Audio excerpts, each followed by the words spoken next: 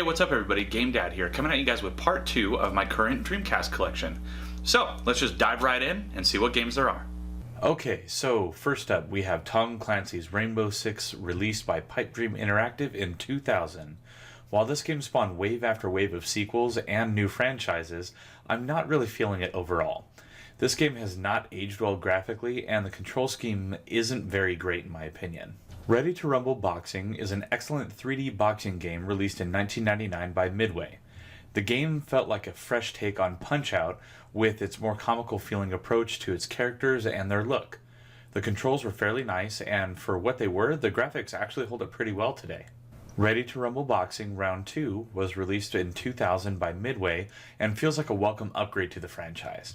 The graphics were more polished, the camera controls were smoothed out, and the game just played better overall. Unfortunately, my copy was having a lot of issues and I couldn't capture the footage for it.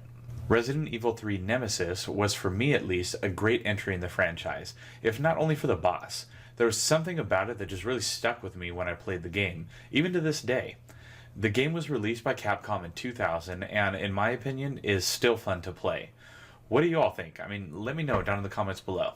San Francisco Rush 2049 was released in 2000 by Midway and reminds me of a futuristic version of a Cruisin' USA kind of game.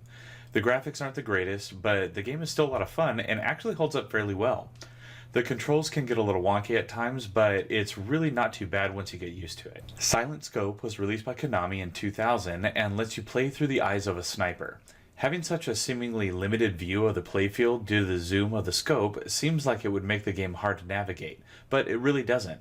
The scope mechanic of this game is the main controller focus, and Konami did a really good job of making sure it worked well. Sonic Adventure was released by Sonic Team in 1999 and was really one of the titles that made the Dreamcast great, albeit underrated. This was the first time, in my opinion, that Sonic really worked in 3D.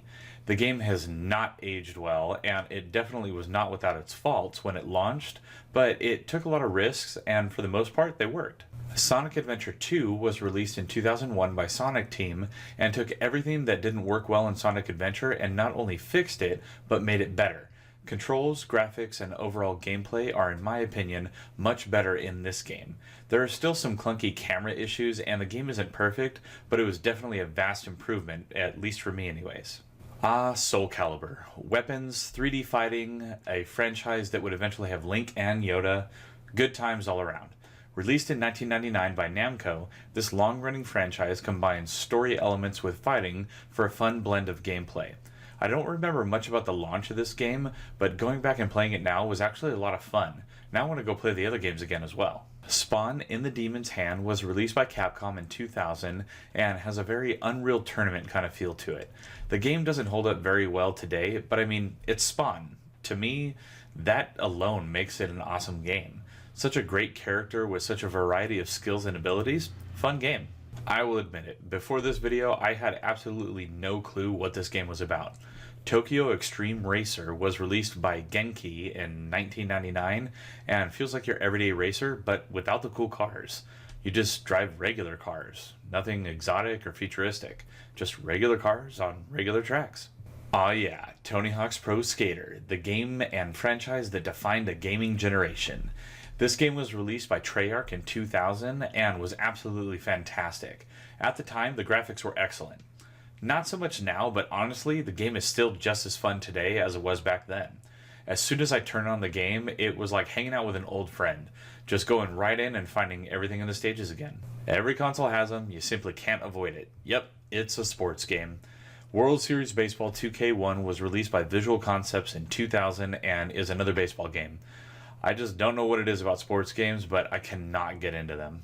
The next two games are just classic strategy games at their comical finest. The first one is Worms Armageddon, released by Team 17 in 1999, and the next is Worms World Party, released in 2001. The overall look and gameplay of these is very similar, so I'm just showing you the footage of Armageddon. So there you have it, everybody. That is everything that is currently in my Dreamcast collection. Now, if you guys missed part 1 of the collection, be sure to check out that card above. And then if you have any suggestions for any games that I should add to the collection, let me know down in the comments below. And while you're there, please don't forget to hit those like and subscribe buttons, and also hit that notification bell. That way you get an alert every time I got a new video coming out. Now, as always, I'm GameDad. I thank you guys for watching, and I'll catch you later.